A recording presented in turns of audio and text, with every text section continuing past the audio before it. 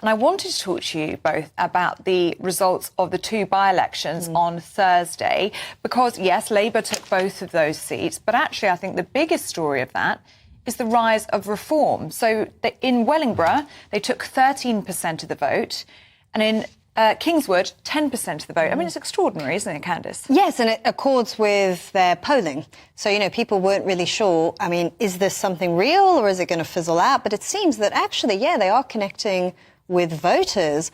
I think the only issue is, though, in our electoral system with first past the post, yes, they can make an impact, but will they actually get any seats? Because you have to have very concentrated support like the Lib Dems do to get any seats in Parliament.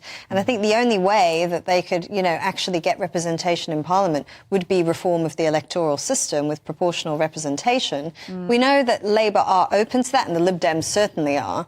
But, you know, would it actually happen? I think that would be transformative for them as a political party. I mean, Rishi Sunak has got a point, hasn't he? Because he has said, well, any vote that's not for him, not for the Tories, is essentially just giving the keys of number 10 to Sir Keir Starmer, because it splits that right-wing vote. I think the Conservatives are losing. They're going to lose the election. It's almost a guarantee. You know, Rishi Sunak's gone from stop the votes to stop the votes, almost.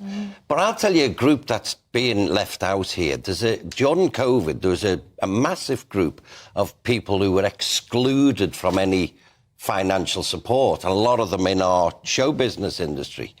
And there's about 3 or 4 million voters who got nothing and have vowed that they will never vote Conservative.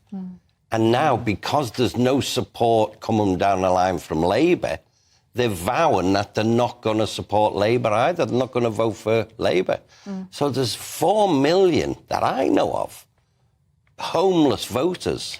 And they've got to go somewhere. And that's an interesting point, because the turnout was quite low in these by-elections. 38%. Yes, I mean, it was half. But it generally is, though, isn't it? But it was half of what it was in 2019. So you can see people were motivated to vote in 2019, whereas now there's a lot more apathy setting in. And it's not necessarily because people are satisfied with the status quo. I think it's the opposite. I think it's because people are really dissatisfied with the status quo and don't like either of the political parties. I think there's also an anger as well out there. There's an anger amongst voters. As I say, this is excluded group, forgotten limited, and all these pressure groups.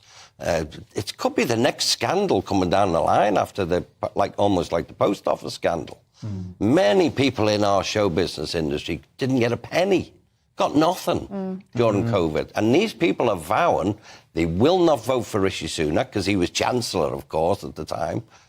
And they won't vote for Labour, because Labour originally, oh yeah, we'll fight for this, and then it fizzled out, and since then have done absolutely nothing for 2 years almost. They haven't spoke about it. And all these people, I see them on social media and I talk to them, and I know there's a big group there who will not vote for these parties. Yeah, thank you for that.